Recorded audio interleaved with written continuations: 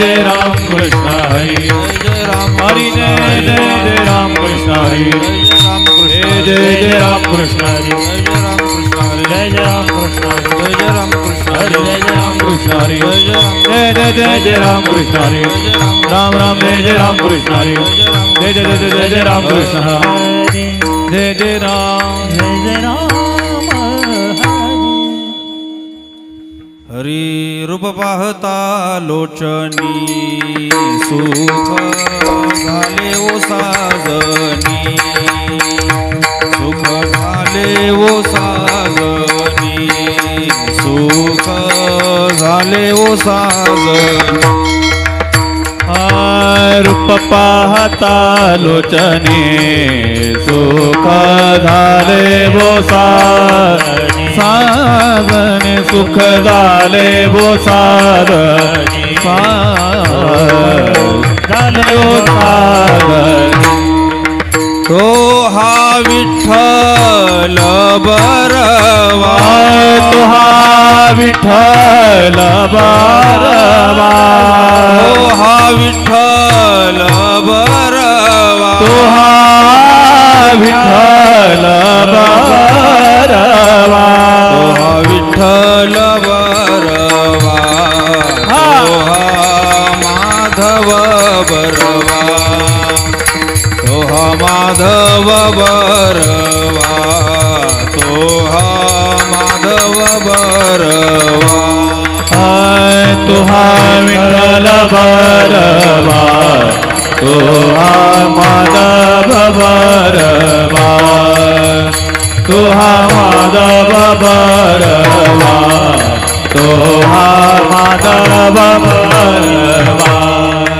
बहुधा सुकृताची जोडी म्हणून विठ्ठली आवडी म्हणून विठ्ठली आवडी म्हणून विठ्ठली आवडी बहुत सुकृताची जोडी म्हणून विठ्ठली आवडी बसलेली माणसं चप्पल काढून विठ्ठली आवडी म्हणून विठ्ठली आवडी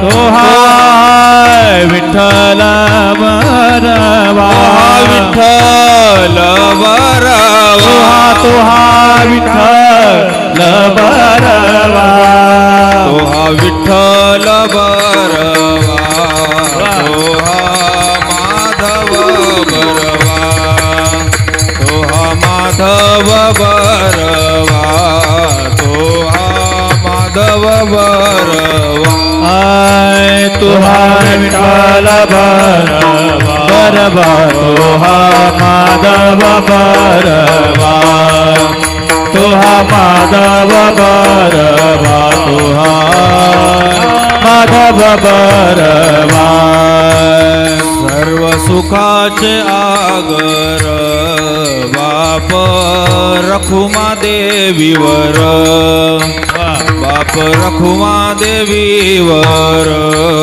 बाप रखुमा देवीवर सर्व सुखाचे आगर बाप रखुमा देवीवर बाप रखुमा देवीवर बाप रखुमा देवीवर तो हा विठ्ठल बरवा तो हा विठ्ठल बरवा तो हा विठ्ठल बरवा तो हा विठ्ठल बरवा तो हा विठ्ठल बरवा तो हा माधव बरवा तो माधव बरवा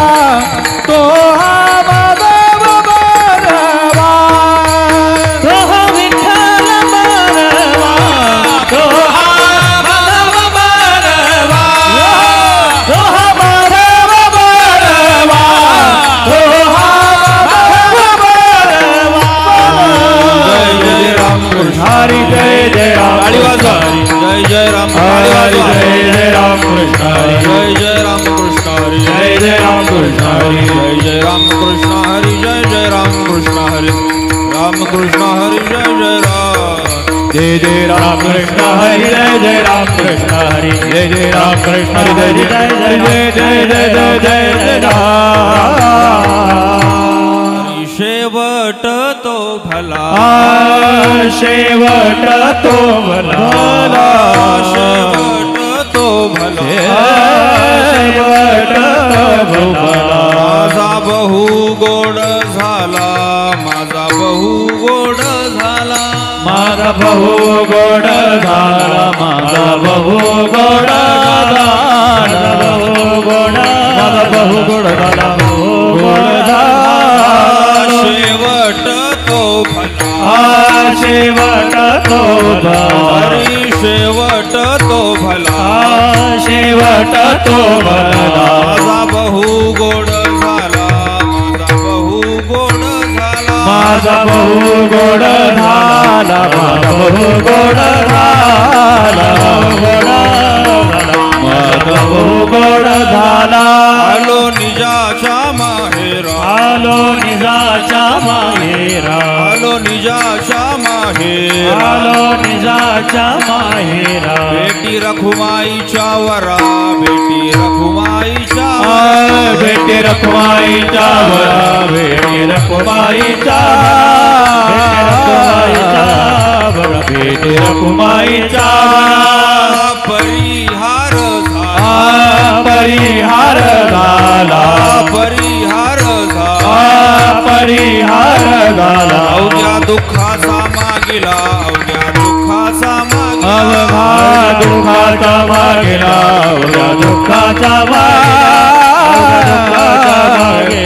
अवघ्या दुःखाचा आलो निजाच्या आलो आलो आलो निजाच्या माहेरा आलो निजालो आलो निजाच्या माहेरा बेटी रखुमाईच्या वरा बेटी रखुमाईच्या वरा बेटी रखुमाईच्या वरा बेटी रखुमाईच्या वरा बेटी रखुमाईच्या वरा बेटी रखुमाईच्या तुका मने वाणी तुका मने वाणी तुका मने वाणी तुका मने वाणी गेली आता घेऊ धनी गेली आता घेऊ गेली आता घेऊ धनी गेली आता घेऊ धनी गेली आता घेऊ धनी गेली आता घेऊ धनी आलो निजाच्या माहेरा आलो निजाच्या माहेरा आलो निजाच्या माहेरा बेटी रखुमाईच्या वरा बेटी रखुमाईच्या वरा बेटी रखुमाईच्या वरा बेटी रखुमाईच्या वरा बेटी रखुमाईच्या वरा बेटी रखुमाईच्या वरा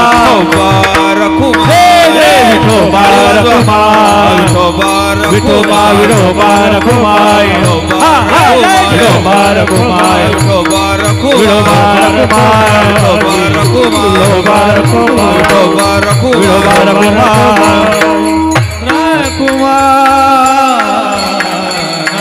शेवट तो भला शेवट तो भला माझा बहु गोड झाला आलो निजाच्या माहेरा भेटी रखुमाईच्या वरा परिहार झाला अवघ्या दुःखाचा मागिला आलो निजाच्या माहेरा भेटी रखुमाईच्या वरा तुका म्हणे वाणी गेली आता घेऊ धनी आलो निजाच्या माहेरा भेटी रखुमाईच्या वरा स्वामी नमस्ते नतलोक संबंधो कारुण्य सिंधू पतितं भवाब्धो मामुद्धरात्म्य कटाक्ष दृष्ट्या रुज्वाति कारुण्य सुधाभिवृष्ट्या पांडुरंगा करू प्रथम नमन पांडुरंगा करू प्रथम नमन पांडुरंगा करू प्रथम पांडुरंगा करू प्रथम नमन दूसरे चरण संतादिया दूसरे चरण संतादिया दूसरे चरण संतादिया चंद्रपादाने कथीचा विस्तार चंद्रपादाने कथीचा विस्तार चंद्रपादाने कथीचा विस्तार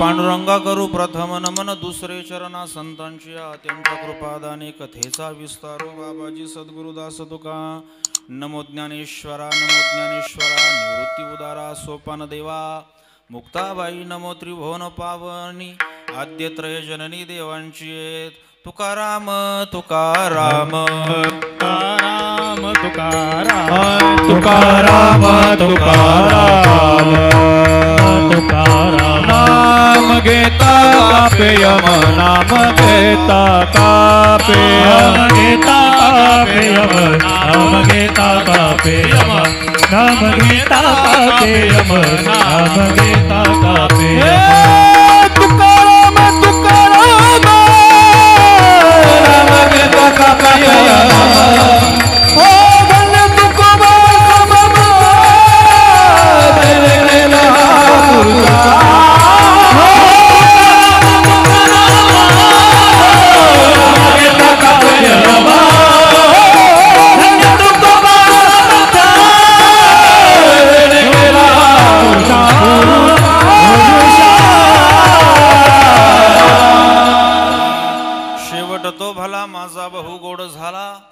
आलो निजाच्या माहेरा भेटी रखुमाईच्या वरा प्रस्तुत आजच्या या नैमित्तिक कीर्तन निरूपणाकरता निवडलेला अभंग देहू निवासी थोर भगवत भक्त संसार आणि परमार्थाची अलौकिक सांगड घालणारे महाराष्ट्र सरस्वतीचा कंठमणी वारकरी संप्रदायाचे पंचप्राण जगमान्य जगद्गुरु श्रीमंत श्री संत तुकोबारा यांचा तुकोबारायांच्या गाथ्यातील 4 चरणाचा अत्यंत महत्त्वाचा अभंग असून या अभंगातून जगद्गुरु तुकोबाराया मानवी जीवनाचा खरा शेवट कोणता, तो कसा करायचा, मानवी जीवनाचा खरा शेवट कोणता, तो गोड कसा करायचा आणि केल्यानंतरचा परिणाम काय याबद्दलची चर्चा करतात. विठ्ठल विठ्ठल विठ्ठल विठ्ठल.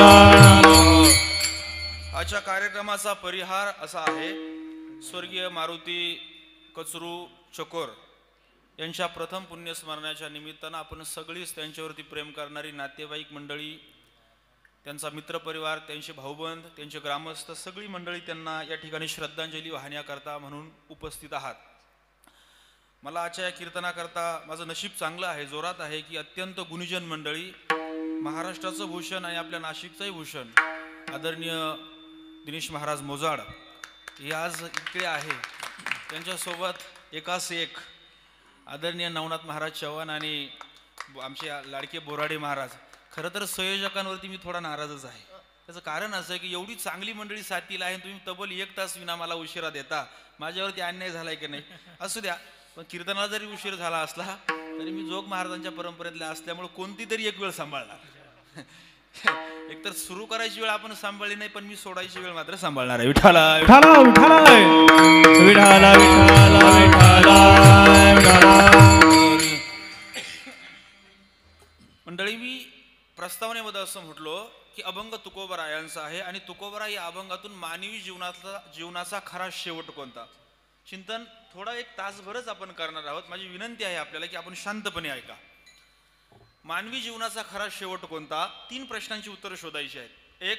प्रश्न क्रमांक 1 मानवी जीवनाचा खरा शेवट कोणता, प्रश्न क्रमांक 2 तो गोड कसा करायचा आणि प्रश्न क्रमांक 3 गोड झाल्यानंतरचा परिणाम काय. विठ्ठला विठ्ठला विठ्ठला विठ्ठला.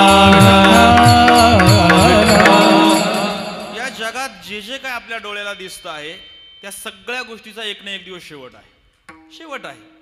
त्याच्या वेळेमध्ये, त्याच्या काळामध्ये, त्याच्या ठिकाणामध्ये, त्याच्या स्थळामध्ये फरक असू शकतो, पण शेवट आहे हे लक्षात ठेवा. शेवटच नाही अशी जगात कोणतीच गोष्ट नाही. जगातल्या प्रत्येक गोष्टीला शेवट आहे असं म्हणण्यापेक्षा जगालाच शेवट आहे ना. जाऊ दे, आपण सगळ्या जगाचा विचार नाही करायचा, कारण जगात भारत आला, पाकिस्तान आला, इंग्लंड आला, ऑस्ट्रेलिया आला, जपान जर्मनी आलं, अंटार्क्टिका खंड आला, युरोप आला, सगळं आलं. या सगळ्या जगाचा विचार करायचा नाही. तुमच्या माझ्याकरता जग काय आहे, आपलं जग काय आहे. अमेरिका अंटार्क्टिका आपलं जग नाहीये. तुमचं माझं जग काय आहे माहिती आहे का. माझे आईबाप, माझी बायको, माझी मुलं, मी आणि माझं कुटुंब हे माझं जग आहे. बरोबर. माझी आई, माझा बाप, माझा भाऊ, माझी बहीण, माझी मुलं, माझी बायको हे माझं जग आहे. आणि हे जर जग असेल तर या जगातल्या प्रत्येकाचा एक ना एक दिवस शेवट आहे. या न्यायानं जगाचा शेवट आहे. विठ्ठला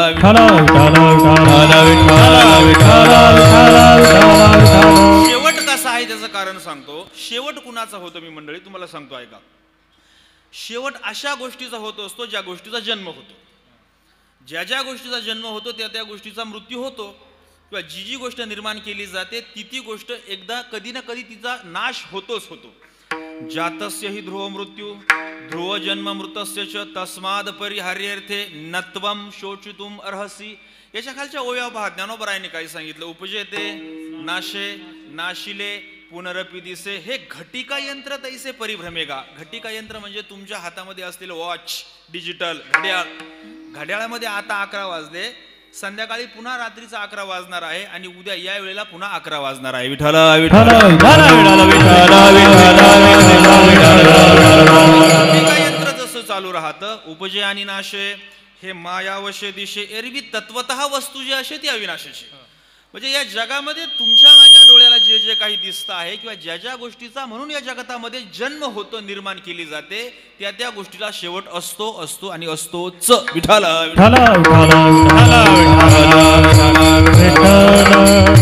पण आपल्या स्वतःच्या जीवनाबद्दल बोला. जगातल्या फार गोष्टीबद्दल बोलायचं नाही, या माईक बद्दल बोलायचं नाही, समोरच्या गाडीबद्दल बोलायचं नाही, खुर्चीबद्दल बोलायचं नाही, या इमारतीबद्दल बोलायचं नाही. मला बोलायचं तुमच्या माझ्याबद्दल. मानवी जीवनाचा आपण शेवट कधी मानतो मंडळी? कधी मानतो? स्वर्गीय मारुती कचरू चकोर आजच्यापासून बरोबर 1 वर्षापूर्वी गेले. म्हणजे त्यांचा काय झाला? चूक असं आपण म्हणतो, पण तो शेवट असत नाही. एखादा माणूस आपण त्याला मरण म्हणतो ना. मरण म्हणजे काय? काय नाही, माणूस त्याचा श्वास जाणं, त्याचा अंत्यविधी करून टाकणं, त्याला पूर्ण जाळणं, त्याचा शेवट झाला. किंवा तो न दिसणं, जगात कुठेही न दिसणं, त्याला आपण शेवट म्हणतो. पण तुम्हाला मला काय वाटतंय त्याला अजिबात किंमत नाहीये. देवाला, संतांना आणि शास्त्रांचं काय मत आहे ते पहा. ज्ञानोबराय म्हणतात माणूस मरणं हा त्याच्या आयुष्याचा शेवट नाहीये. मरायची व्याख्या काय आहे माहिती आहे का? ज्ञानोबरायांनी केली. मरण कशाला म्हणायचं? तुमच्या माझ्या डोक्यात जी मरायची व्याख्या ती काढा. ज्ञानोबरायांना विचारा, माऊली मरण कशाला म्हणायचं? माऊली म्हणतात काही नाही बाई, तुझ्या अंगावरचं जुनं लुगडं टाकायचं, नवीन लुगडं घालायचं, त्याचं नाव मरण आहे. बाई ग, तुझ्या अंगावरची जुनी साडी काढून टाकायची, नवीन साडी तू परिधान करायची, त्याचं नाव मरण आहे. बाबा रे, तू तुझ्या अंगातला पॅन्ट शर्ट जुना काढून टाकायचा आणि नवीन घालायचा, त्याचं नाव मरण आहे. मग महाराज गेले आमचे, एक म्हणले माऊली मरण कशाला म्हणतात? माऊली म्हणाली बुवा, तुमच्या अंगातलं धोतर काढून टाका जुनं आणि नवीन धोतर घाला, त्याचं नाव मरण आहे. विठ्ठल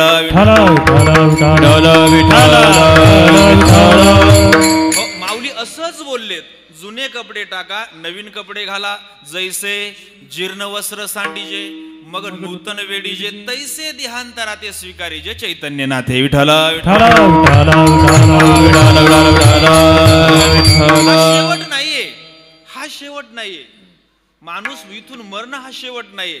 त्याच्या कर्मानुसार, त्याच्या प्रारब्धानुसार आणि त्याने केलेल्या कर्माच्या परिणामानुसार त्याला पुढचा कुठला ना कुठला जन्म घ्यावाच लागणार आहे. हा शेवट नाही, हा शेवट नाही. फार तर काय म्हणा माहिती आहे का? अजून सोपं सांगतो. ही एक अवस्था आहे, त्याला एक अवस्था म्हणा. का कोणती अवस्था म्हणा?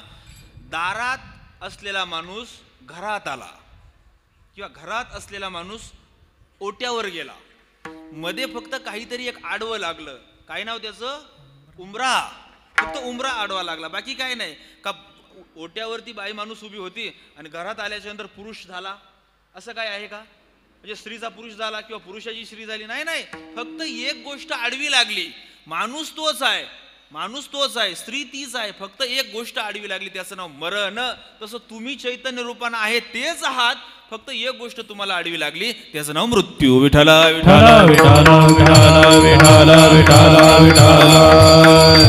हा मानवी जीवनाचा शेवट नाही, हा मानवी जीवनाचा शेवट नाही. माणूस मरण म्हणजे हा शेवट नाही. तुकोबराय या अभंगातून त्यांचा स्वानुभव सांगतात. लक्षात ठेवा, मोठ्या माणसांबरोबर आपली तुलना करून पाहायची असते, तुलना करायची असते की आपण त्यांच्या पटीत कुठं बसतो.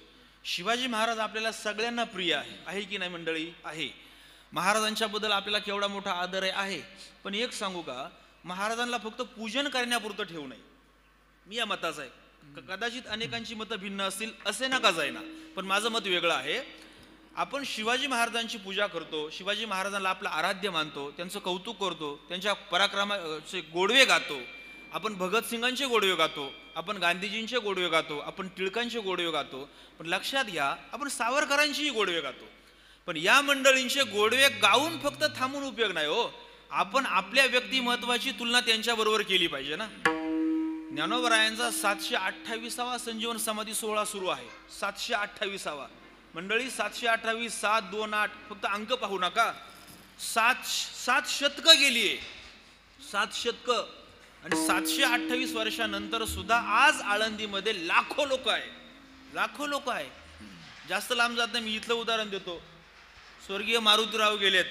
मारुतीरावांच्या मुलांना मारुतीरावांच्या वडिलांचं नाव माहिती असेल, म्हणजे त्या मुलांना त्यांच्या आजोबांचं नाव माहिती असेल. बरं, अजून सांगू, त्यांच्या पंजोबांचं नाव माहिती असेल. अजून सांगू, त्यांच्या खापर पंजोबांचं नाव माहिती असेल. अजून सांगू, अजून एखाद्याचं नाव माहिती असेल. मागच्या 3, 4, 5 पिढ्यांच्या पेक्षा जास्त नाव आपल्याला माहीत नाही. मला फक्त माझ्या खापर पंजोबापर्यंतच नाव माहिती आहे, पण बाकी कुणाचं नाव माहिती आहे का? माहीत नाही. गंमत पहा मंडळी, 728 वर्षाच्या नंतर सुद्धा आजही ज्ञानोबरायांना अभिवादन करण्याकरता लाखोंची गर्दी आळंदीमध्ये येते. याचं कारण शोधा ना. विठाला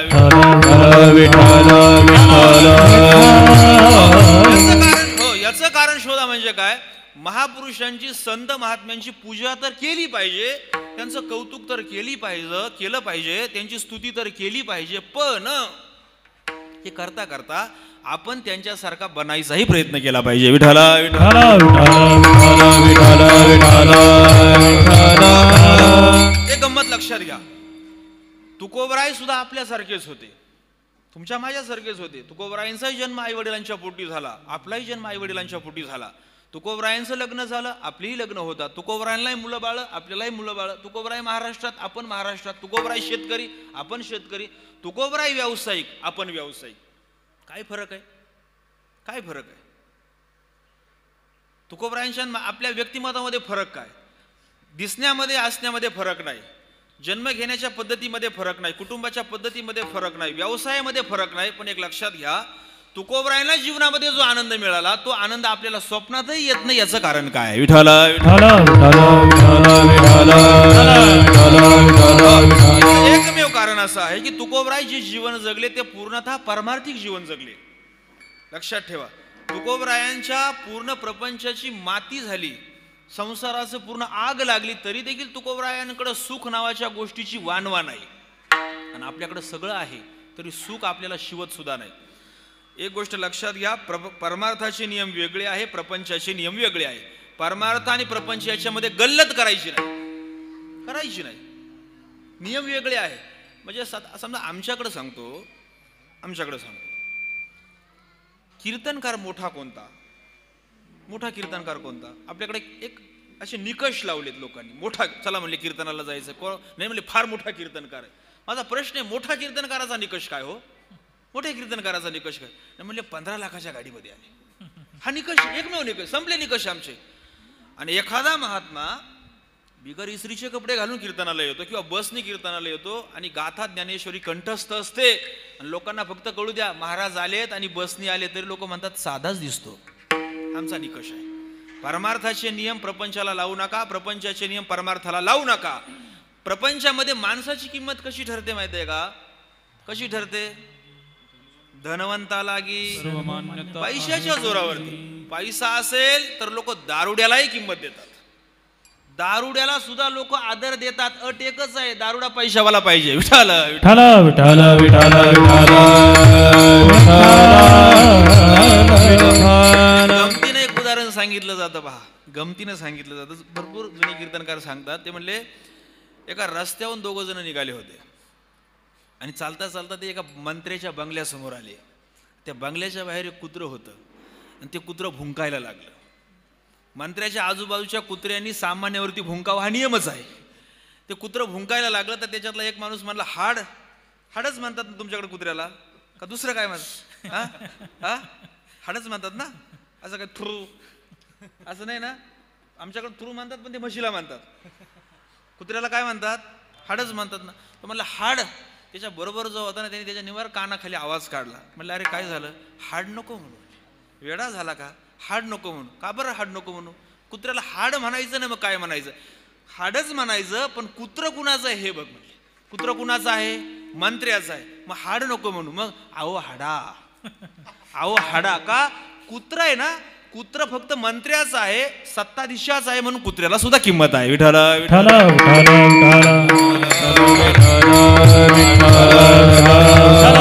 एक लक्षात ठेवा, प्रपंचामध्ये किंमत असणाऱ्याला परमार्थामध्ये किंमत असेलच असं नाही, नसेलच असं माझं मत नाही, पण असेलच असं माझं म्हणणं नाही. परमार्थाचे आणि प्रपंचाचे नियम वेगळे आहेत. आपल्याला महाभारत माहिती आहे. महाभारतामध्ये वाटाघाटी करण्याकरता स्वतः भगवान कृष्ण गेले आणि भगवान श्रीकृष्णावरती इम्प्रेशन पाडावं, प्रभावित करावं म्हणून दुर्योधनानं काय केलं, मोठा महल उभारला. त्याच्यामध्ये भगवंताला सांगितलं का आज संध्याकाळी जेवायला माझ्याकडे ये. 56 प्रकारचे भोग देवासाठी तयार करून ठेवले. चांगला महल उभारला, सोन्याचे चांदीचे ताट चमचे वगैरे सगळं करून ठेवलं आणि सांगितलं कृष्ण आज संध्याकाळी भोजनाला तू माझ्याकडे ये. गंमत पहा, देवाला सांगितलं तू माझ्याकडे जेवायला, भगवान गेले नाही जेवायला.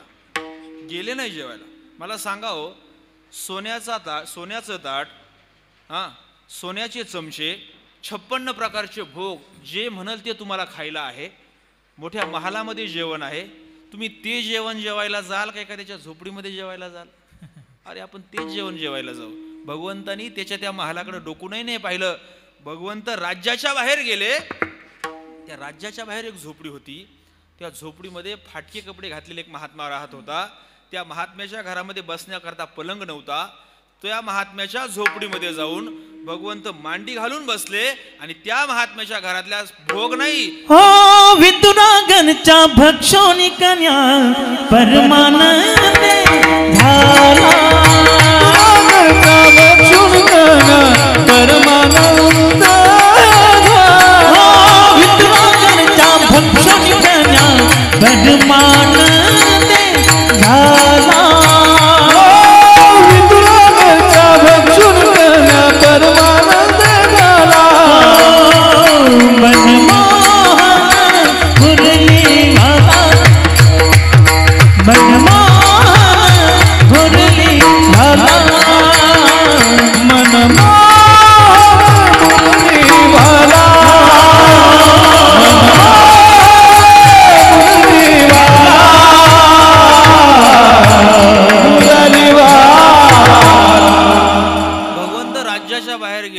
देवानी कन्या भक्षण केल्या.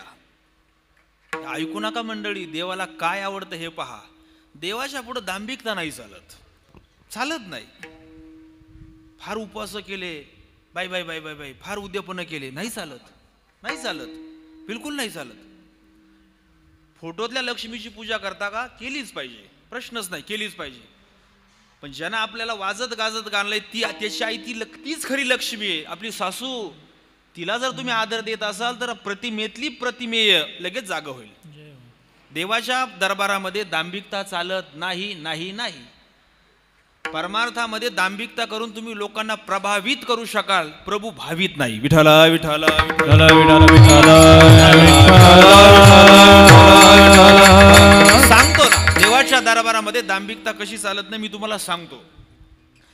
भगवान श्रीराम वनवासाला असताना एक स्त्री त्यांना भेटायला आली होती. काय नाव तिचं?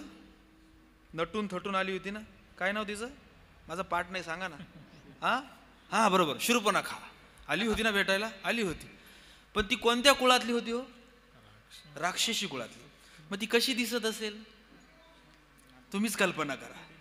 मग ती भगवंतापुढं येताना कोणतं रूप घेऊन आली? जाऊ द्या, ते रूप नाही कळणार तुम्हाला वेगळं ट्रान्सफॉर्मेशन सांगतो. ती ब्युटी पार्लरला जाऊ द्या. थोडक्यात ब्युटी पार्लर म्हणजे काय, तुमची माफी मागून सांगतो, अंदर गई तो बुडिया आणि बाहेर आई तो गुडिया.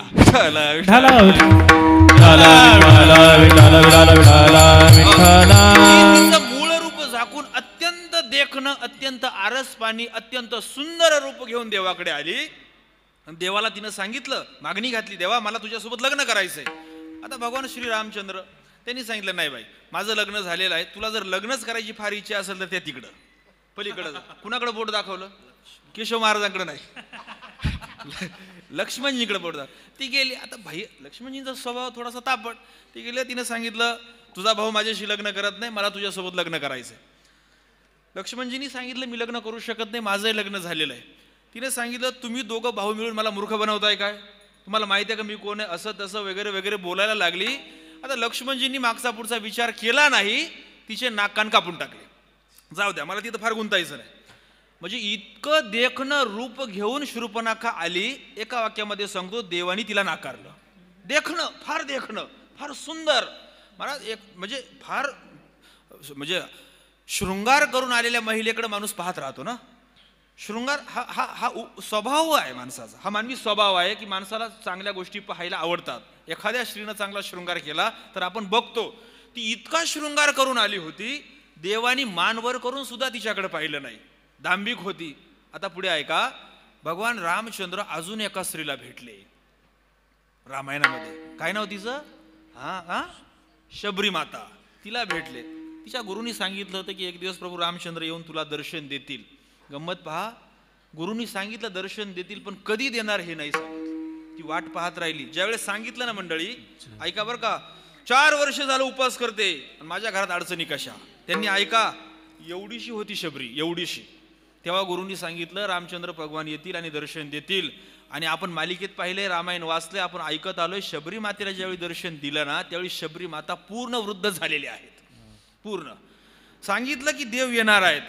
देव येणार येणार येणार. आश्रमात राहायच्या. आश्रमाला 2 दरवाजे होते. देव पुढच्या दरवाजाने येता का मागच्या दरवाजानं, सारख्या वाट पाहत बसायच्या.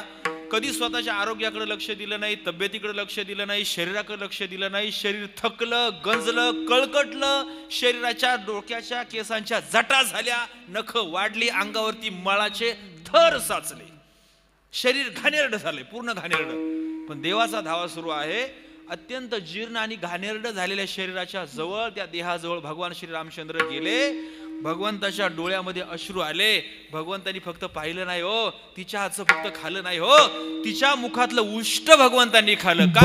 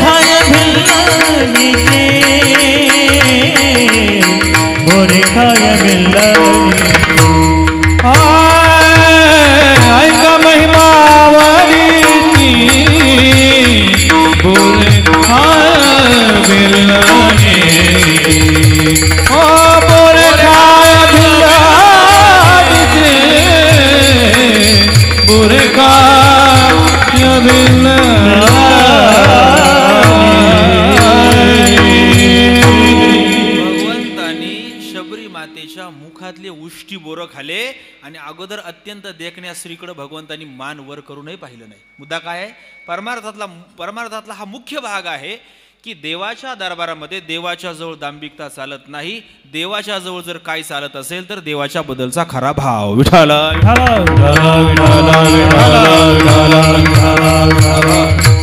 हाच भाव घेऊन तुकोबराय आयुष्यभर परमार्थ करत राहिले. आणि तुकोबारायांनी त्यांच्या जीवनाचा गोड शेवट होण्याच्या दिशेनं पहिलं पाऊल टाकलं. पहिलं पाऊल कोणतं? एकाएकी शेवट होत नाही. कार्य तेव्हा समाप्तीला जातं जेव्हा कार्याला आरंभ होतो. मुद्दा लक्षात घ्या. माणूस विचार आधी करतो आणि कृती नंतर करतो. परिणाम कोणत्याही गोष्टीचे कधी संभवतात? ज्यावेळेस आपण ती कृती करतो तेव्हा. शेवट अचानक नाही झाला तुकोबरायांच्या जीवनाचा गोड. त्याच्याकरता त्यांनी पहिलं पाऊल टाकले. तुम्हाला सांगतो, तुम्ही आणि मी, आपण दोघांनी ते पाऊल अजून टाकलेलं नाही. मानवी जीवनाचा खरा शेवट किंवा गोड शेवट होण्याचं पहिलं पाऊल काय आहे माहिती का? आता निश्चिंतीने पावलो विसावा, खुंटलिया धावा तृष्णेच्या, माझ्या अपेक्षा संपल्या, हा विचार ज्या वेळेस आपल्या मनामध्ये येतो किंवा येईल, तो आपल्या जीवनाचा गोड शेवट होण्याच्या दिशेनं टाकलेलं पहिलं पाऊल.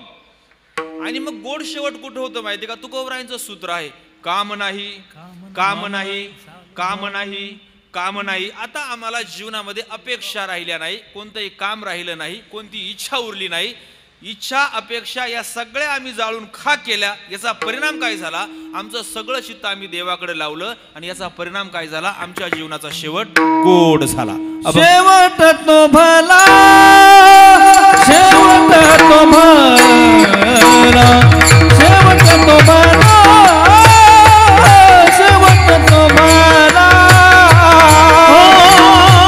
शेवट तो भला, शेवट तो भला, शेवट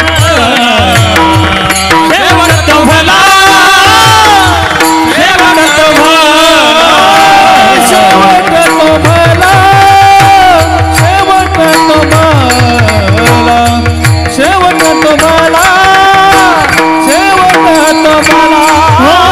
शेवट तो भला, शेवट तो भला, शेवट तो भला, शेवट तो भला.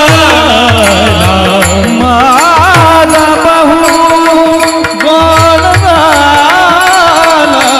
माझा बहु गोड झाला, आलो रिवाच्या बाहेरा, आलो रिवाच्या बाहेरा.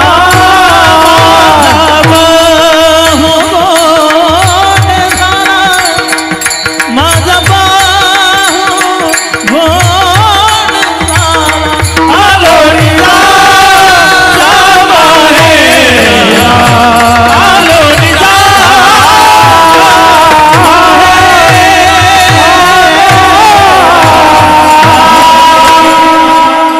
तुकोबराय त्यांचा अनुभव सांगतात. तुकोबराय म्हणतात शेवट तो भला, माझा बहु गोड झाला. माझा शेवट झाला गोड झाला, बहु गोड झाला, बहु गोड शेवट झाला.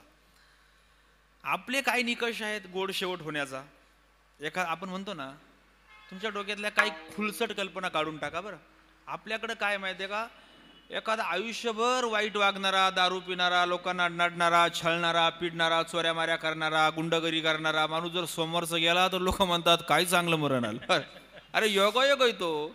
तिची कोणत्या मालिका चित्रपटाच्या पुढे एक दिलं जातं ना, या मालिकेतील पात्र जर कुठं आढळला तर निव्वळ योगायोग समजावा. तसं तो योगायोग आहे. समोरचा गेला तो योगायोग आहे, त्याचा काही संबंध नाही. आपण म्हणतो बाई किती चांगलं मरण आलं, समोरचं गेला माय काही संबंध नाही ग, काही संबंध नाही. अजून सांगतो, आपल्याकडे अजून म्हणतात एखाद्याला चांगलं मरण आलं कधी म्हणतात माहिती का? म्हणतात महाराज त्याला फार चांगलं मरण आलं. का बरं?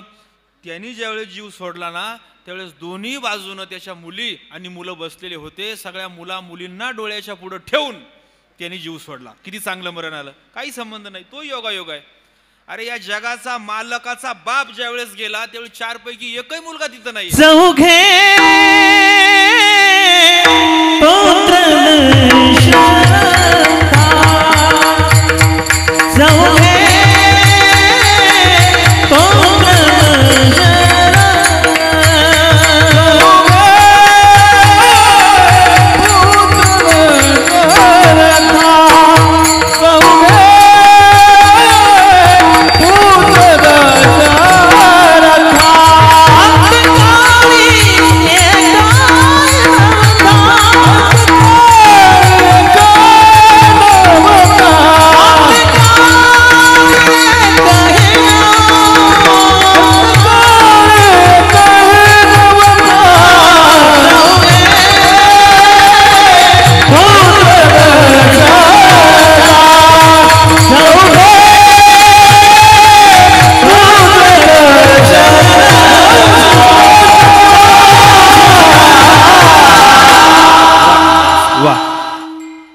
जगाची उत्पत्ती ज्यानं केलेली आहे त्या प्रभू रामचंद्राचे वडील ज्यावेळी त्यांनी देह ठेवला त्यावेळी राम, लक्ष्मण, भरत आणि शत्रुघ्न यांच्यापैकी एकही नाहीये.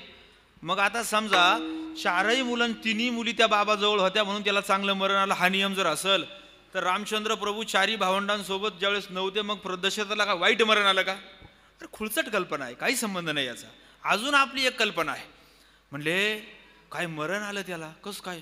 म्हणले बाई बाई बाई बाई बाई बाई किती लोक, नजर मावना नजर, गर्दी. तुम्हाला माहिती आहे का त्याच्यातले निम्मे लोक वसुली करताच आलेले असतात. आपण माहीतच नाही. गर्दीचा नियम का लावता? मी सांगू, गर्दीचा नियम ऐका बरं मंडळी. महाराज समजा गर्दी एखाद्याच्या अंत्यविधीला होणं हा जर चांगलं मरणाचा आल्याचा जर नियम असेल, तर आपला देश जो आहे ना, भारत हिंदुस्तान हा देश इतका उदार आहे का या देशामध्ये राहून या देशाच्या विरोधामध्ये अतिरेकी कारवाया केलेल्या लोकांना ज्यावेळेस फाश्या दिल्या गेल्यात, त्या अतिरेक्यांच्या अंत्यविधीला करोडो लोकांनी गर्दी केली. मग त्यांना का मोक्ष मिळालाय का? काय काही संबंध नाही. गर्दीचा विषय नाही, पैशाचा विषय नाही. अजून सांगू, तुमच्या बरोबर तुमच्या जवळपास तुमचे मुला मुली असणं त्याचा विषय नाही. अजून सांगू, तुम्ही फार मोठं नाव कमवलं आणि तुम्ही गेला त्याचा विषय नाही. एका वाक्यामध्ये सांगतो चांगलं मरण काय. अंतकाळी नाम आले ज्याच्या मुखा तुका म्हणे सुख पार नाही, तुका म्हणे सुख पार नाही, तुका म्हणे सुख पार नाही, तुका म्हणे सुख पार नाही. अंतकाळी नाम आले ज्याच्या मुखा, तुका म्हणे सुख पार नाही.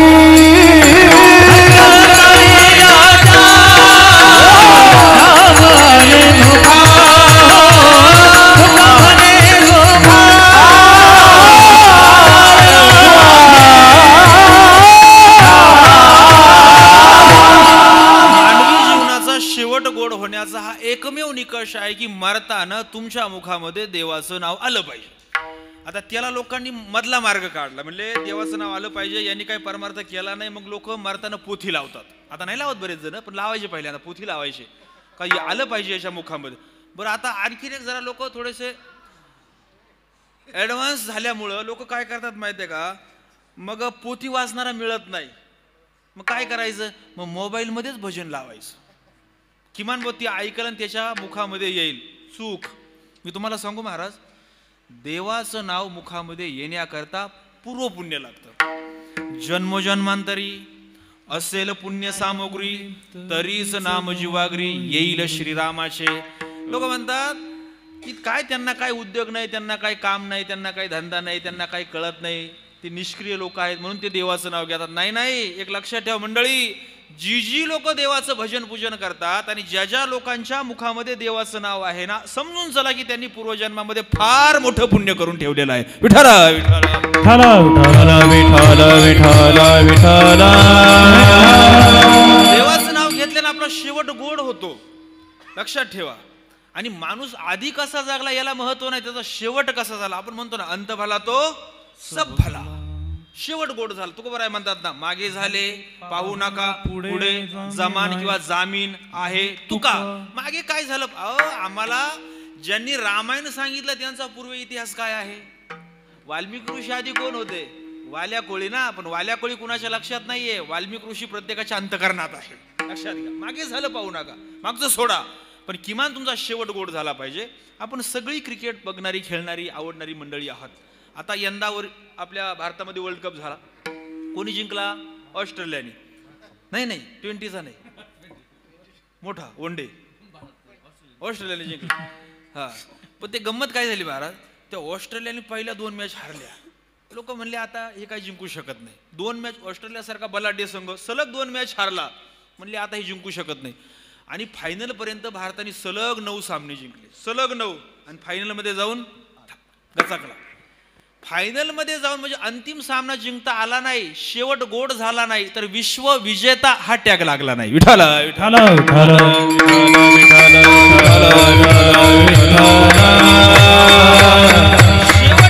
शेवट गोड झाला की समजा आपलं जीवन सत्कारणी लागलं, आपलं जीवन ज्या हेतून आपल्याला मिळाले. एक लक्षात घ्या मंडळी, प्रत्येक गोष्टीचा एक काही ना काही विशिष्ट हेतू आहे. मी तुमच्यापेक्षा वयानं, ज्ञानाने आणि अनुभवानं फार लहान आहे. विठ्ठल विठ्ठल.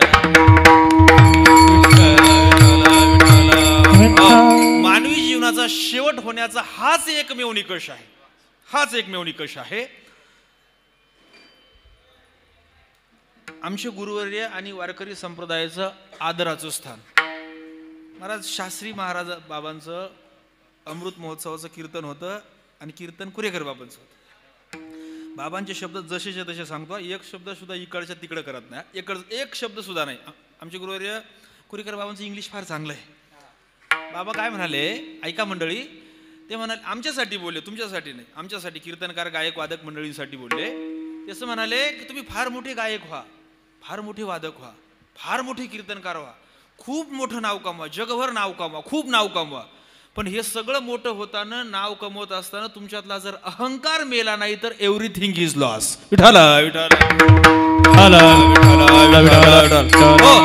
या न्यायानं तुम्ही फार श्रीमंत व्हा, तुम्ही फार गाड्या घ्या, तुम्ही फार पैसा कमवा, तुम्ही फार प्रतिष्ठा कमवा, सगळं कमवा, सगळं कमवा, पण मरताना जर तुमच्या मुखामध्ये देवाचं नाव जर आलं नाही तर त्या न्यायानं एव्हरीथिंग इज लॉस. विठाला अजून सांगतो, कुठलाही मनुष्य मानवी त्याच्या जीवनाचा शेवट गोड करायला तेव्हाच प्रवृत्त होईल जेव्हा तो आपली परंपरा समजून घेईल.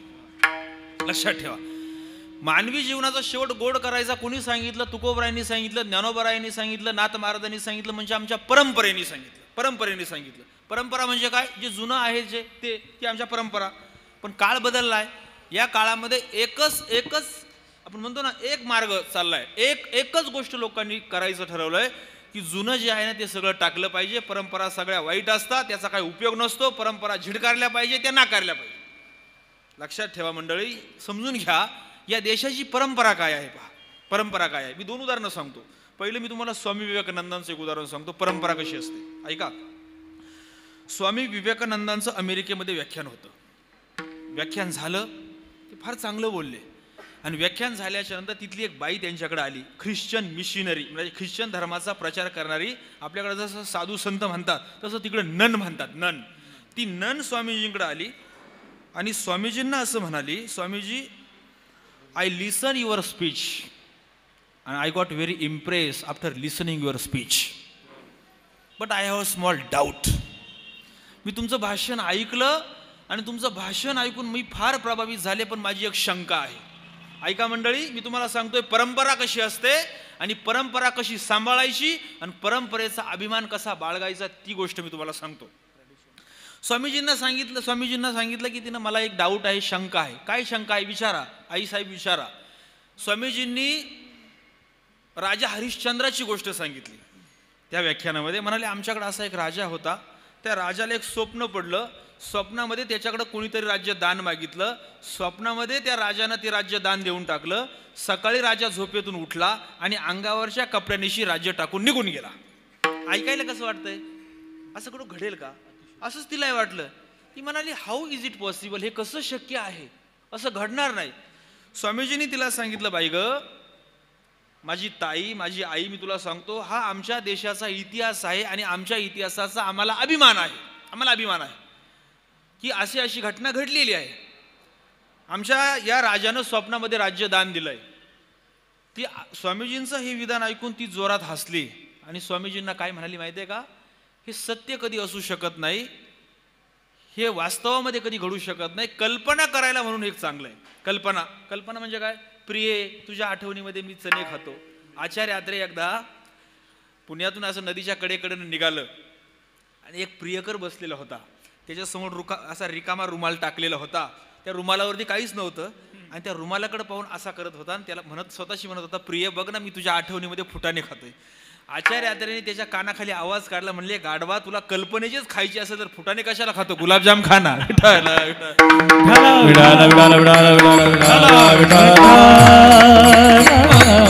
ती बाई असं म्हणाली की तुम्ही म्हणताय की असं राज्य स्वप्नामध्ये दान दिलं, हे सत्य नाहीये, हे खरं नाही, ही कल्पना करायला म्हणून चांगलं आहे. त्यावेळी स्वामीजी मोठ्यानं हसले. तिला चक्करच आली, स्वामीजी का हसले? ती म्हणले तुम्ही का हसले? त्यावेळी स्वामीजीने असं उत्तर दिलं. स्वामी असं म्हणाले की ताई, आमच्या देशातल्या एका राजानं त्याचं राज्य स्वप्नात दान दिलं, हे मी तुम्हाला सांगितलं. तुम्ही म्हणालात की ही कल्पना म्हणून ठीक आहे. मग ऐका, कल्पना तर कल्पना, काय हरकत नाही, पण स्वप्नामध्ये राज्य दान देण्याची, कल्पना करण्याची दानत सुद्धा भारतीय माणसांमध्येच आहे. विठ्ठल विठ्ठल विठ्ठल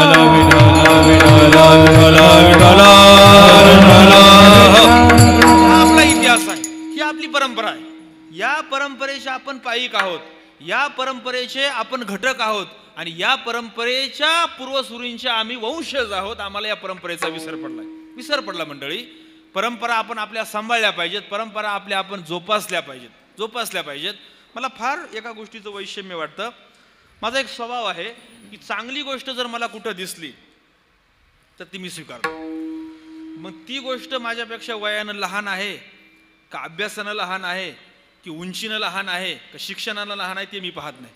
आम्ही डीएडला असताना आमचे काही पाठ होतात सुरुवातीला. कसं म्हणजे सुरुवातीला लेसन असतात, पाठ असतात आणि ते नियम असतात. आता ते वर्गामध्ये पाळले जात नाही. तुम्हाला सांगतो, शिकवताना अशी पद्धत असते की फळा पुसताना वरून खालीच पुसला पाहिजे, असे नियम आहे. फळ्यावरती वरती घटक, मग उपघटक असे नावं टाकली पाहिजे. फळ्याचे 2 भाग केले पाहिजे. फळ्याला 2 रंगाचे खडू वापरले पाहिजे, असे नियम आहे. आणि विद्यार्थ्यांना ज्यावेळी शिक्षक विचारतात त्यावेळी असं घोळका करून चालत नाही, हात वरती करायला लावायचं आणि पूर्ण उत्तर घ्यायचं. माझा 2रीच्या वर्गावरती पाठ होता डीएडला असताना. आणि मी एक गोष्ट सांगितली. रामश्याम नावाचे 2 मित्र होते, ते पाण्यात पोहायला गेले आणि त्याच्यातला श्याम नावाचा मित्र पाण्यात बुडून मेला, अशी गोष्ट होती. ती सांगून झाली. आणि मग मी त्यांना प्रश्न विचारला, मुलांनो पाण्यात बुडून कुणाचा मृत्यू झाला? त्याच्यातल्या 10-20 मुलांनी हात वरती केले. आणि मी एकाला विचारलं, सांग कुणाचा मृत्यू झाला? तो म्हणाला श्यामचा. मी म्हणलं वा वा, टाळ्या वाजवा त्याच्याकरता, टाळ्या वाजवा. काही मुलांनी टाळ्या वाजवल्या आणि एक मुलगा उठून उभा राहिला, म्हणला सर चुकीचं आहे. म्हटलं काय चुकीचं? अरे श्यामच मेला ना. नाही श्याम मेला हे खरं आहे, पण त्यानं दिलेलं उत्तर चुकीचं आहे. म्हटलं कसं काय चुकीचं आहे? त्या मुलाने मला सांगितलं, 2रीच्या मुलानं मला सांगितलं, म्हणलं सर उत्तर घेताना असं एका शब्दात घ्यायचं नसतं, ते पूर्ण वाक्यात घ्यायचं असतं. विठ्ठल विठ्ठल विठ्ठल जर आपल्याला चांगलं मिळत असेल तर ते आपण दिलं पाहिजे, घेतलं पाहिजे. मी का सांगत होतो ऐका मंडळी, मुलं तुम्हाला आहे, मुलं मला आहे. आपल्या घरातले मुलं, मी तुम्हाला का सांगतो, मुसलमानांचे 5-5, 7-7 वर्षाची मुलं दिवसभरात 5 वेळा नमाज पडतात. 5 वेळा त्यांच्या देवाची ती आराधना आहे, ते करतात आणि नियमानं करतात. आपण घरात असल्याच्या देवाला हात जोडतो, यात काय नवलंय? ती कुठेही बाहेर असले का कुठेही सुरू होतात. रस्त्यावरती असले तर तिथेही ते नमाज पडतात, कुठे फिरायला गेले तिथेही ते नमाज पडतात, प्रवासात असते तिथेही ते नमाज पडतात. त्यांची ती परंपरा आहे आणि त्या परंपरेच्या बद्दल ती मंडळी कट्टर आहे. आपल्या घरातल्या 10-12 वर्षाच्या ठोंब्याला आपल्या देवारातले देवच माहीत नाही अजून कोणते आहेत. कशा परंपरा टिकणार मंडळी? कशा परंपरा टिकणार? सांगा ना, कशा टिकणार? लक्षात ठेवा, हीच मुलं ज्यावेळेस उद्या मोठी होतील त्यावेळेस त्यांच्या मुलांमध्ये आणि आपल्या मुलांमध्ये ठळक फरक जाणवेल. ठळक परंपरा आपण जोपासायच्या. आपल्या परंपरेनं आपल्यावरती संस्कार केलेत. मी थोड्या वेळ अभंगाच्या थोडंसं, आज ज्ञानोबरायांचा समाधी सोहळ्याचा उत्सव सुरू आहे, त्यामुळे मी थोडंसं अभंगाच्या बाहेर जाऊन 4-2 गोष्टी तुमच्याशी बोलणार आहे. परंपरा कशा सांभाळायच्या? ज्ञानोबराय या महाराष्ट्राचं भूषण आहे, प्राण आहे. पहा परंपरा. काही माणसं काय म्हणतात माहिती का? अभिमान कशाचा? महाराज 35 वर्ष झालं भाऊबंधांचं आपलं पटत नाही. किती वर्ष झालं? 35 वर्ष. अभिमान बाळगतात, अभिमान. त्यांच्या लग्नाच्या कोणत्याही कार्यात आम्ही पाय देत नाही, त्यांचं आम्ही सुतक धरत नाही. लोक अभिमानानं सांगतात का? त्यांनी आम्हाला त्रास दिलेला आहे. किती त्रास दिला? ज्ञानोबरायांच्या इतका त्रास दिला. अरे ज्ञानोबरायांच्या बरोबर आणि त्यांच्या भावंडांच्या बरोबर हा समाज इतका क्रूर वागला, तितका कुणासोबत नाही वागला मंडळी. ज्ञानोबरायांच्या आई वडिलांना आणि आईसाहेब रुक्मिणी माता अनंत काळासाठी या लेकरांना सोडून जात असताना काय त्यांची अवस्था झाली असेल मंडळी? कल्पना करा फक्त. एवढं नखा, एवढं तळहातावरती बसेल एवढं आईसाहेब मुक्त, छोटंसं लेकरू, सोपान काका, निवृत्तीनाथ महाराज, ज्ञानोबराय, छोटी मुलं, या 4ही भावंडांना टाकून हे दाम्पत्य निघून गेलं. या समाजानं त्यांची हत्या केली, जणू काही त्यांना देहांत प्रायश्चित्त घ्यायला लावलं. किती त्रास! एवढं लोक थांबले नाही, छोट्याशा मुक्ताईच्या गालात मारली याच समाजानं.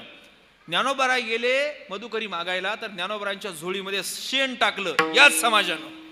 किती क्रूरता, किती क्रूरता! परिणाम पहा. मी परिणाम सांगतो. कृती काय आहे? आई वडिलांना देहांत प्रायश्चित्त. कृती काय आहे? लहान मुक्ताईच्या गालात मारली. कृती काय आहे? ज्ञानोबरायांच्या झोळीमध्ये शेण टाकलं. कृती काय आहे? या 4ही भावंडांना गावाच्या बाहेर काढून दिलं. ज्ञानोबरायन ते बेटावर राहायचे, बेट आळंदीचा भाग नाही, आळंदीच्या बाहेर राहिलं, गावात राहू दिलं नाही. त्या समाजाबद्दल एवढं क्रूर वागून सुद्धा ज्ञानोबरायांची प्रतिक्रिया काय म्हणणं आहे?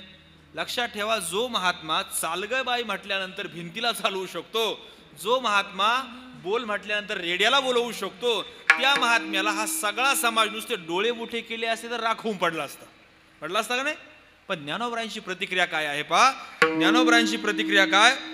माझ्या वडिलांना यांनी देहांत प्रायश्चित्त घ्यायला लावलं, शेण टाकलं, गालात मारलं, सगळा त्रास दिला, तरी ज्ञानोबरायांची प्रतिक्रिया काय माहिती का. जो जे वांशील तो ते लाहो विठ्ठल विठ्ठल विठ्ठल विठ्ठल विठ्ठल विठ्ठल.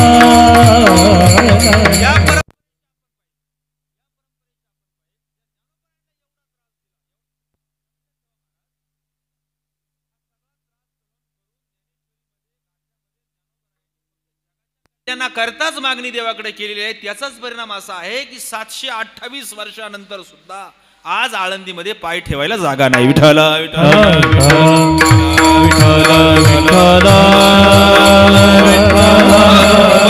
परंपरा या अशा सांभाळायच्या असतात. परंपरा या अशा जोपासायच्या असतात. परंपरा खांद्यावरती घेऊन या अशा मिरवायच्या असतात. तेव्हा कुठंतरी जगामध्ये आपलं नाव होतं ना. तेव्हा कुठंतरी संतांना आणि देवाला आपण प्रिय ठरतो. अन्यथा नाही ठरणार. लोक म्हणतात आपण शिवाजी महाराजांचा इतिहास वाचतो, आपल्याला प्रिय आहे. आपण रामायण वाचतो, आपल्याला प्रिय आहे. आपण महाभारत वाचतो, आपल्याला प्रिय आहे. पण लोक काय म्हणतात माहिती आहे, काही शिकलेली माणसं, अर्धवट शिकलेली मंडळी. मी तुम्हाला एक गोष्ट सांगतो. मी शिकलेला आहे, तुम्ही शिकलेले आहे, पण या महाराष्ट्रामध्ये एक माणूस फार शिकला होता, खूप शिकला होता. आपल्या भारत देशाचा अपमान अमेरिकेने केला. कॉम्प्युटरचं काहीतरी सॉफ्टवेअर देण्याहून. सॉफ्टवेअर त्यांनी दिलं नाही, म्हणले भारतातले लोक गरीब आहे, यांची पात्रता नाही, यांची लायकी नाही. सॉफ्टवेअर दिलं नाही. गंमत पहा, जगातला सगळ्यात मोठा महासंगणक ज्या माणसानं तयार केलेला आहे त्या माणसाचं नाव आहे डॉक्टर विजय भटकर. लक्षात ठेवा, सुपर कॉम्प्युटर महासंगणक, सगळ्यात मोठा कॉम्प्युटर त्या माणसाने तयार केलाय. आणि त्या माणसाचं म्हणणं काय आहे माहितीये का, त्या माणसाची प्रतिक्रिया काय माहितीये का, एवढा शिकलेला, जगात सगळ्या देशातली लोक रेड कार्पेट टाकू नये, सगळ्या देशातली, तुम्ही या आणि फक्त एक आकडा सांगा. तुम्ही फक्त आकडा सांगा, करोडोत सांगा, अब्जात सांगा, काही सांगा, फक्त तुम्ही आमच्या देशामध्ये तुमचं ज्ञान आम्हाला द्या. सगळ्या देशातली लोक रेड कार्पेट टाकून त्यांची वाट पाहत आहेत. एवढा विद्वान, एवढा शिकलेला माणूस, त्यांचं म्हणणं काय आहे माहिती आहे का, त्यांचं म्हणणं असं आहे की मी हा जो संगणक तयार करू शकलो, मी हा जो कॉम्प्युटर तयार केला आणि या देशाच्या विकासामध्ये मी जे काही थोडंसं योगदान देऊ शकलो, याच्यामध्ये माझं काहीही नाहीये. ही जी मला बुद्धी दिलेली आहे ती फक्त आणि फक्त ज्ञानोबरायांच्या ज्ञानेश्वरीनं दिलेली आहे. विठ्ठल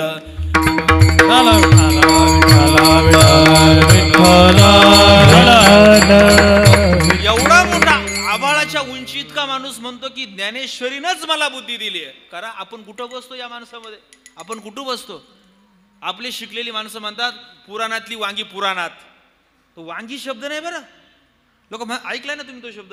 पुराणातली वांगी म्हणजे काय, जुन्या गोष्टी आम्हाला आता नको. पुराणातली वांगी, वांगी म्हणजे आपण खातो ती वांगी, तो शब्द तसा नाही. वांगी नाही, वानगी असं आहे. पुराणातली वानगी, वानगी या शब्दाचा अर्थ आहे उदाहरण किंवा दृष्टांत. लोक म्हणतात आम्हाला त्याची गरज नाही. लोक म्हणतात आम्हाला आज रामायणाची महाभारताची गरज नाही. म्हणतात की नाही, काय म्हणतात ना, रामायणाची गरज काय मी तुम्हाला सांगतो रामायणाची गरज काय. आपला हा जो भाग आहे, इथली सगळी मंडळी आता समृद्ध आहे, समृद्ध जीवन जगत आहेत. अनेक लोकांचे बंगले आहेत, 4-4 मजल्याचे बंगले मी पाहिलेत.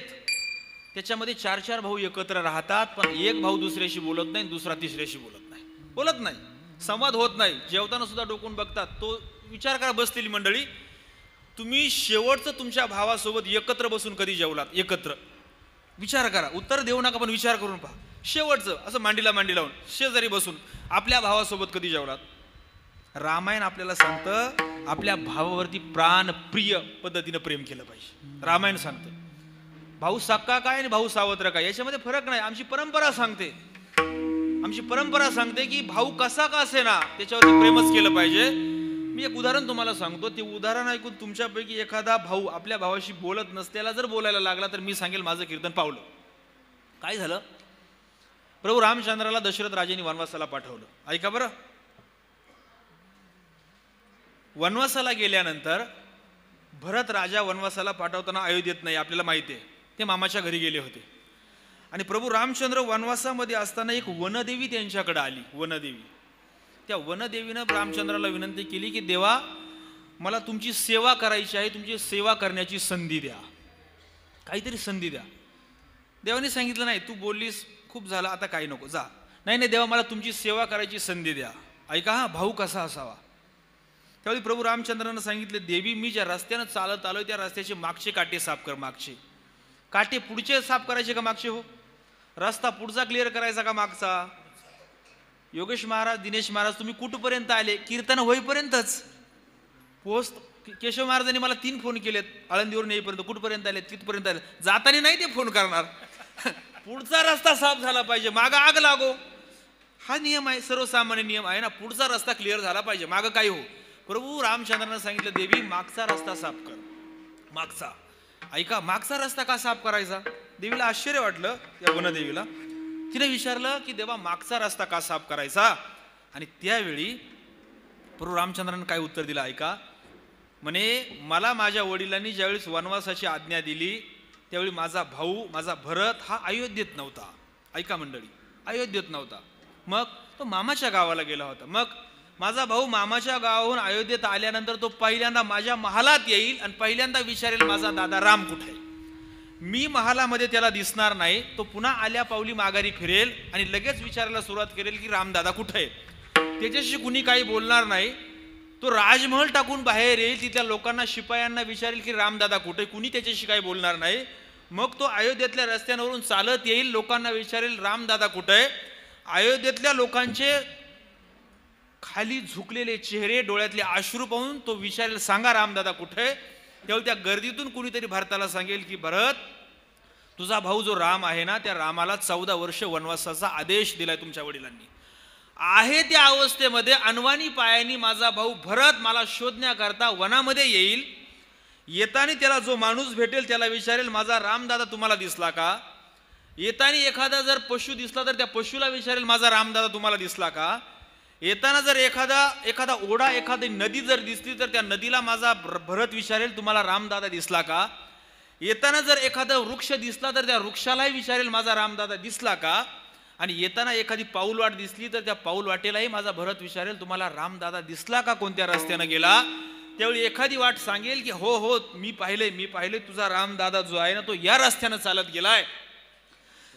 ज्या रस्त्यानं सांगितलं जाईल त्या रस्त्यावरून माझा भरत मला शोधण्याकरता पुढे चालत राहील. आणि मी ज्या रस्त्यावरून चालत आलोय त्या रस्त्यावर माझ्या भरताला एखादा जरी काटा पडलेला दिसला एखादा काटा तरी माझा भरत असा विचार करेल की माझा भाऊ रामदादा या काट्याहून चालत गेला असा विचार करेल. आणि माझा भरत तिथं जीव सोडून देईल. म्हणून पुढचे नाही मागचे काटे साफ कर. विठ्ठल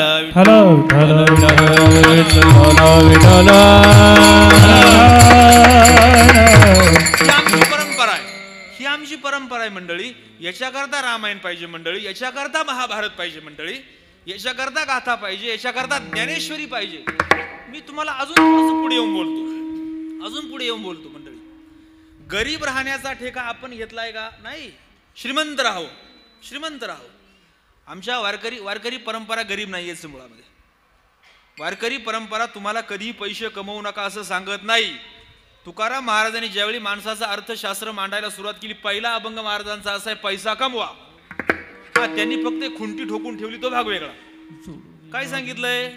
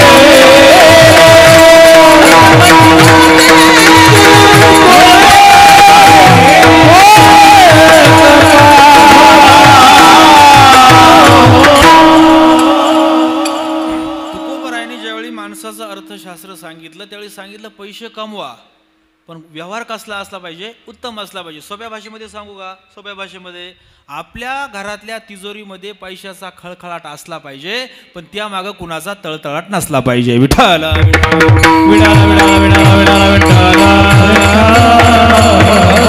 समृद्ध राहावं, माणसाने समृद्ध राहावं, नेटाने राहावं, हरकत नाही.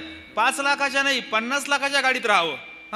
वारकरी संप्रदायाचं तत्वज्ञान काय सांगतं? 5 नाही 50 लाखाच्या गाडीत तुम्ही राहावं, पण गाडीला तुमच्या आत राहू देऊ नये. विठ्ठल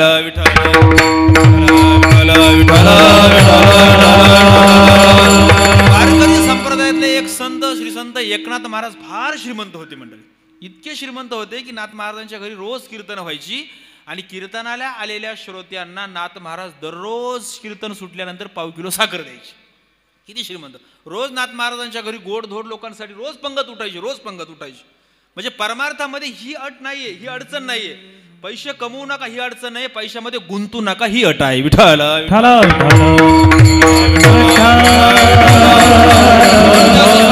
फार मोठ्या मंडळी फार मोठ्या बंगल्यामध्ये राहा, काय अडचण नाही. फार मोठा टीव्ही घ्या, काही अडचण नाही. पण 5,000पासून 5 लाखापर्यंत 50 लाखापर्यंत मोबाईल घ्या, काही अडचण नाही मंडळी.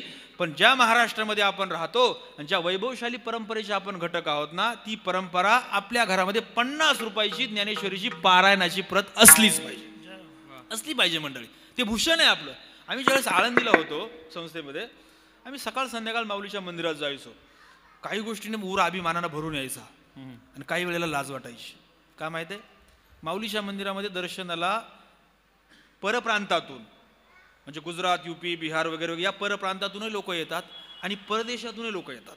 बरं, परदेशातून परप्रांतातून लोक आले, त्यांनी आम्हाला विचारायचे, महाराजजी ज्ञानोबा महाराज की समाधी किधर है? मग आम्ही अभिमानानं सांगायचो, जाइए जाइए, इधर से जाइए, उधर से जाइए, ऐसे जाइए. म्हणजे बाहेरचा माणूस आपल्या ज्ञानोबरायांचं दर्शन घ्यायला अभिमान वाटायचा, फार अभिमान. पण एका ठिकाणी लाजही वाटायची ना. ओरिजिनल अस्सल खानदानी मराठी माणूस, नेहरू घातलेला किंवा धोतर घातलेला, टोपी घातलेला, 70 वय झालं गदाड्याचं, 70 वय झाल्यानंतर आमच्याकडे विचारायला, वा ते समाधीची जागा कोणी काय? मग 70 वर्ष केलं काय तू? तुला 70 वर्षामध्ये ज्ञानोबरांची समाधी कळली नाही? लाज वाटण्यासारखी गोष्ट आहे ना महाराज, लाज वाटण्यासारखी गोष्ट आहे. आपल्या घरामध्ये असली पाहिजे, ज्ञानेश्वरी असली पाहिजे, आपल्या घरामध्ये गाथा असला पाहिजे. तीच आपली ओळख आहे, तीच आपली ओळख आहे. मला वाटतं हे गुरुवर्य न्यायमूर्ती रानडेंचं एक वाक्य आहे. ते असं म्हणाले की ज्ञानोबरायन, आपल्या खूप ग्रंथ आहेत, आपल्या महाराष्ट्रामध्ये खूप साहित्य, खूप ग्रंथ आहे, पण त्यांनी कमाल गोड वाक्य सांगितलं. असं म्हटलं, ते असं म्हणाले की ज्ञानोबरायांनी ज्ञानेश्वरी लिहिल्यानंतर आणि तुकोबरायांनी गाथा सांगितल्याच्या नंतर या भारत देशामध्ये एकही ग्रंथाचं प्रकाशन झालं नसतं तरी चाललं असतं. विठ्ठल विठ्ठल विठ्ठल ज्ञानेश्वरी आपल्या घरामध्ये असली पाहिजे.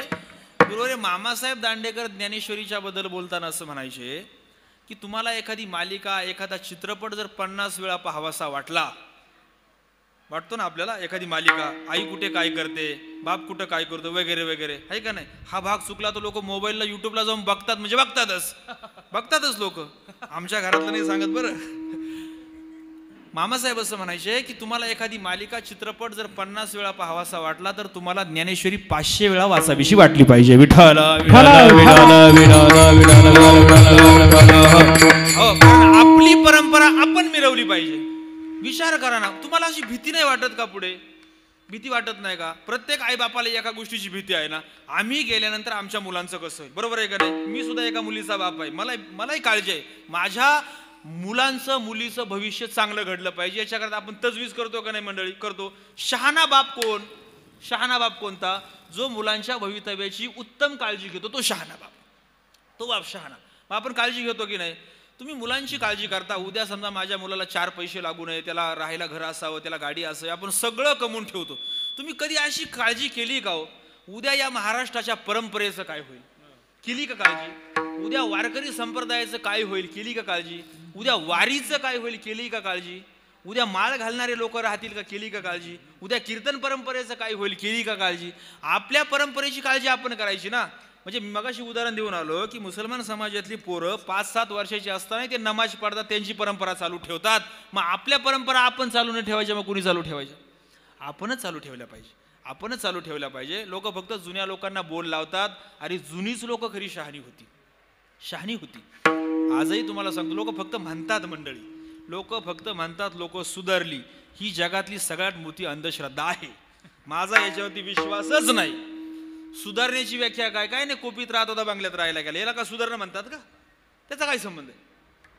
माणूस सुधारला तेव्हा म्हणायचं ज्यावेळी तो वैचारिक दृष्ट्या समृद्ध होतो तेव्हा. 2024ला 25ला जर तुम्ही गर्भात पुरींच्या कत्तली करत असाल तर तुम्ही काय सुधारला? काय सुधारला? नाही सुधार. आजही तुम्हाला सांगतो, गंमत पहा ना. समजा एखाद्या आपल्या मुलाला, आपल्या मुलीला की आपल्या जावयाला पहिलं बाळ झालं, त्याला विचारलं काय बाळ झालं असं विचारलं तर ते म्हणतात मुलगा झाला. एवढा शब्द ऐकला का लोक काय म्हणतात? चला आता काही टेन्शन नाही. पहिला मुलगा जन्माला आला काय म्हणतात? आता काही टेन्शन नाही. आणि पहिलं बाळ झालं, काय झालं? मुलगी झाली. बरं झालं. म्हणजे मुलगी झाल्यावर आजही लोक नाक तोंड मोडतात. आजही. आणि पोरगा झाला का आजही अरे खरं टेन्शन तर तेव्हा वाढलंय. गंमत बा, 24-25ला आजही लोक तपासण्या करून मुली मारतात ना. आज असं गाव दाखवा मला, त्या गावामध्ये गावातल्या मुलांना सहज लग्नाकरता मुली मिळतात, असं गाव दाखवा, कोणतंही दाखवा, असा समाज दाखवा, अशी जात दाखवा. सगळी या जाती, सगळ्या समाजात, सगळ्या गावांमध्ये अडचणी, सगळ्या गावांमध्ये. आणि त्याला कारणीभूत तुम्ही ज्यांनी 20 वर्षापासून ज्या पोरींच्या कत्तली गर्भात केल्या, तीच लोक कारणीभूत आहेत. का झालं माहितीये का? मी माझ्या मूळ मुद्द्यालाच आहे मी सांगतो, आपल्याला आपल्या परंपरेचा विसर पडला म्हणून ते झालं. काय परंपरा? मला 400 वर्षापूर्वी जुन्या काळामध्ये लोक अंधश्रद्धाळू होते, जास्त अंधश्रद्धाळू होते. 400 वर्षापूर्वी या महाराष्ट्रामध्ये एका बापाच्या पोटी एक मुलगी जन्माला आली. मंडळी 2024-25 मध्ये आपण उभे आहोत. मी आताच नाही सांगत, 400 वर्षापूर्वी एका बापाच्या पोटी एक मुलगी जन्माला आली. आजही मुलीच्या जन्माचं स्वागत न करणारे किंवा नाकतोंड मोडणारे ऐका, 400 वर्षापूर्वी एका बापाच्या पोटी एक मुलगी जन्माला आली म्हणून त्या बापानं त्या मुलीची हत्तीहून मिरवणूक काढली होती, सगळ्या गावाला गाव जेवण दिलं होतं. किती वर्षापूर्वी? 400 वर्ष म्हणजे 4 दिवस नाही, 400 वर्ष.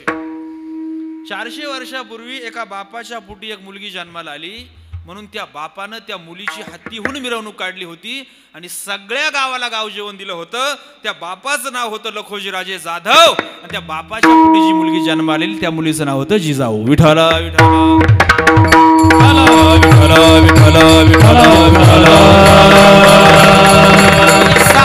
एक साधा विचार. त्यावेळी जिजाऊ जन्माला आल्या त्यावेळी जर लखोजी राजे म्हटले असते तर काय उगाच मुलीचा जन्म झाला, ताण झाला, टेन्शन आलं, उगाच चिंता वाढली, उगाच लोड आला आणि ती मुलीला जन्माला जर घातलं नसतं तर काय झालं असतं? अरे जिजाऊ जन्माला आल्या नसत्या तर शिवाजी महाराज जन्माला आले नसते आणि शिवाजी महाराज जन्माला आले नसते तर काय झालं असतं? एका वाक्यात सांगतो, तुम्ही तुमच्या जागेवर नसता आणि मी माझ्या जागेवर नसतो. विठ्ठल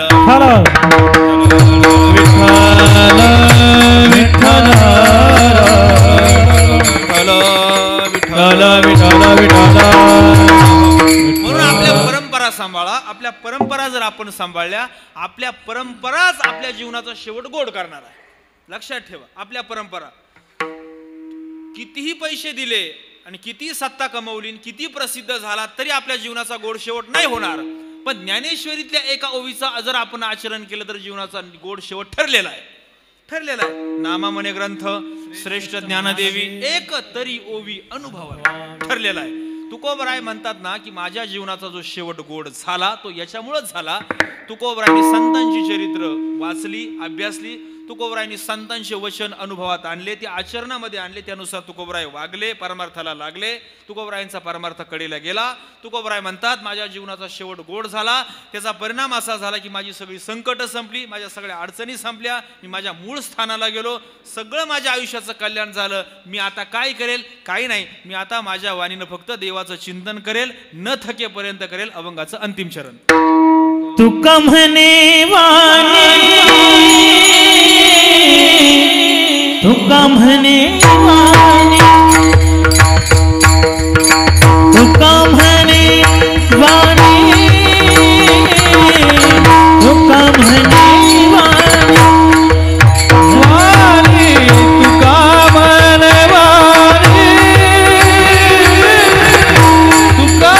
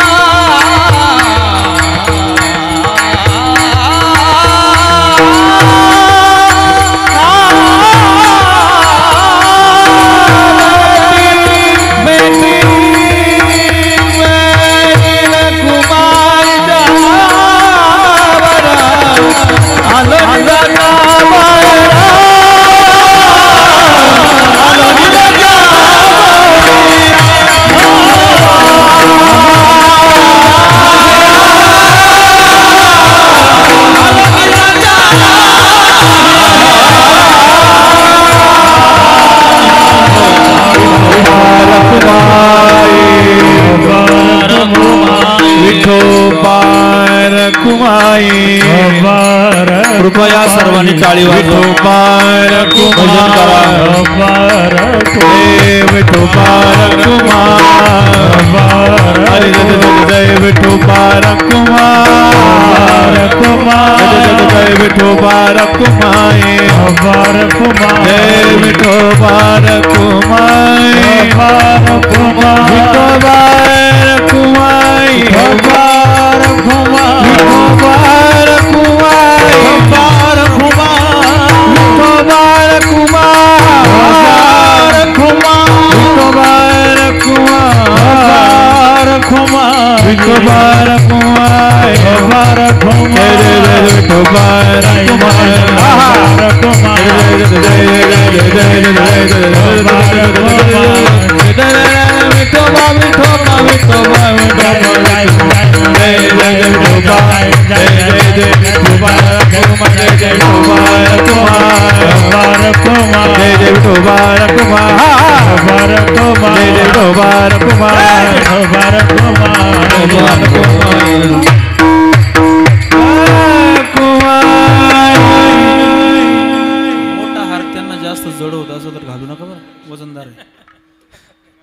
वजनदार आहे जास्त. जड आहे जास्त. माप चुकलंय. तुका म्हणे वाणी काय बरोबर ना. गेली आता घेऊ धनी तुकोबराय म्हणतात. माझ्या जीवनात आता सूत्र रूपानं एक एक एक मोजून 3 ते 4 मिनिटांमध्ये मी सेवा थांबवतो. कृपया ऐका. तुकोबराय म्हणतात माझ्या जीवनाचा शेवट गोड झाला. मी देवाचं सतत चिंतन केल्यानं देवाचं नाम घेतल्यानं शेवट गोड होतो. तुमच्या आणि माझ्या जीवनातला प्रत्येक प्रयत्नाचं पाऊल हे आपल्या जीवनाचा शेवट गोड होण्याच्या दिशेनं आहे. मंडळी शेवट गोड झाला पाहिजे, बाकी काही नाही. आयुष्य सार्थकी लागलं पाहिजे याच्याकरता आहे की नाही मला सांगा. आयुष्य सार्थकी लागलं पाहिजे याच्याकरता आहे की नाही. आपले प्रयत्न चुकलेत मंडळी, प्रयत्न चुकलेत. म्हणजे काय झालंय, आपण सिन्नरमध्ये उभे आहोत, आपल्याला जायचंय नाशिकला, आपण निघालोय संगमनेरच्या बाजूला. मरून जाऊ आपण, पण आपल्याला नाशिक लागणार नाही कधी. आपले प्रयत्न चुकले. एक मुद्दा सांगतो, एक नियम सांगतो.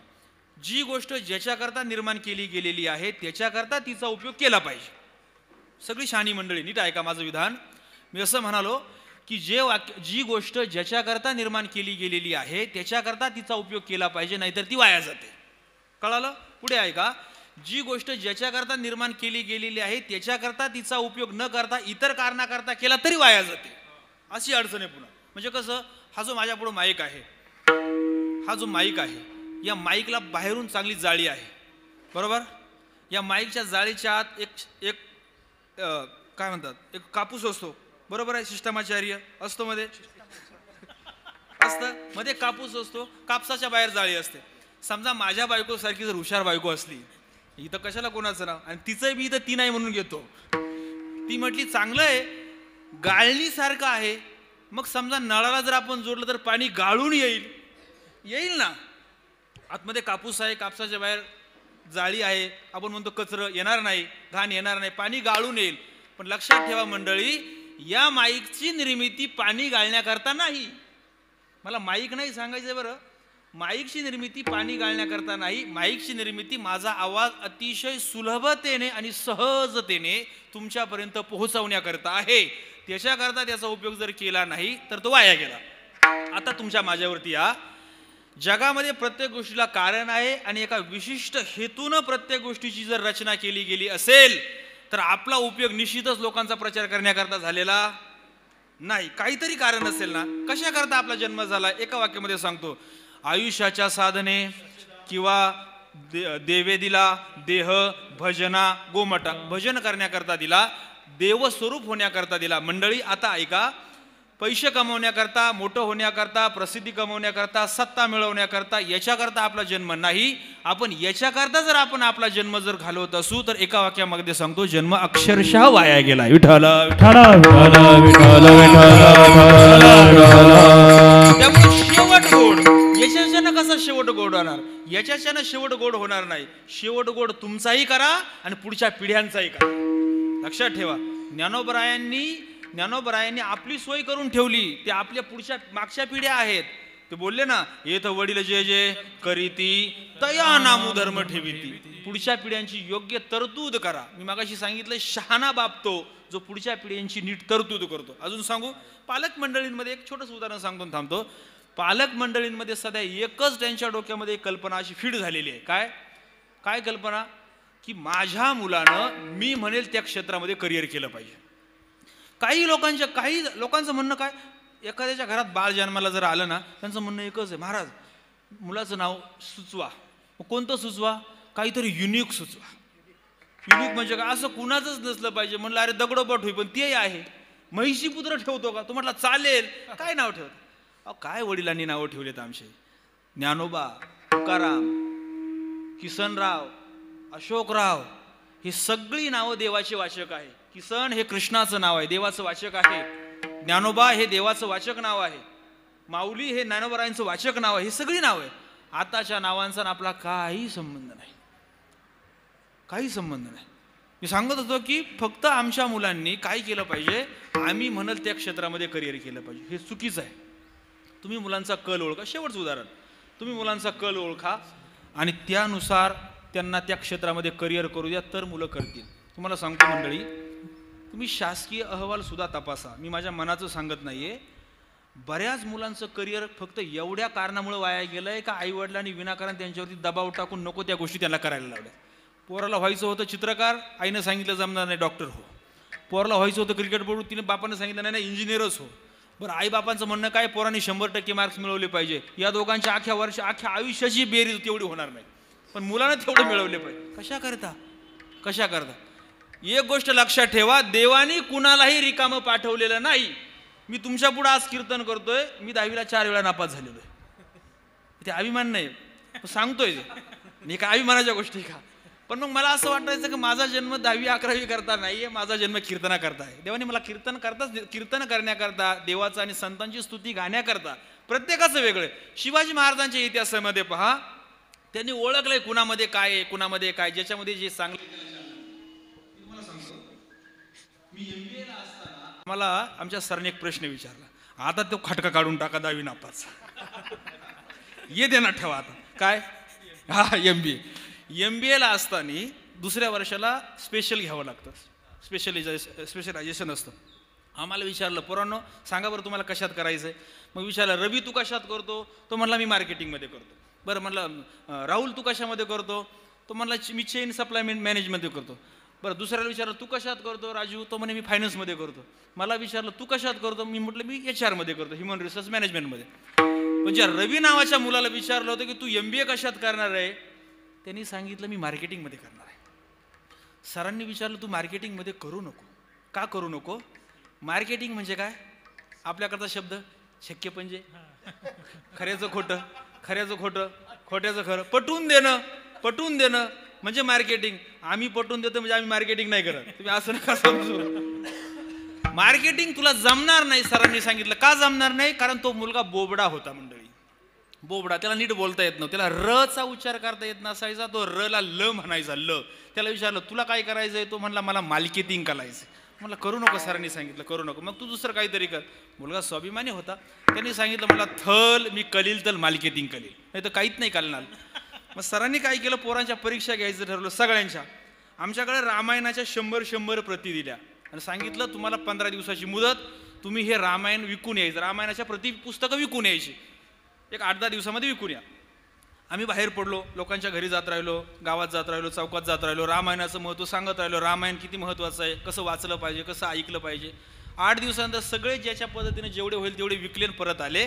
परत आल्याच्या नंतर सरांनी आम्हाला सगळ्यांना विचारलं, ऐका बरं का, मी काय तुम्हाला सांगतोय, तपशील काय आहे की प्रत्येकामध्ये काही ना काही चांगलं आहे, आपण ते ओळखून त्याला न्याय दिला पाहिजे.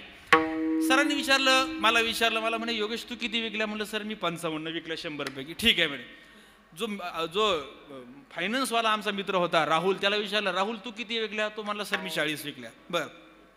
जो आमचा आणखीन एक मित्र होता किशोर नावाचा, त्याला विचारलं तू किती विकल्या? त्याने सांगितलं मी 20 विकल्या.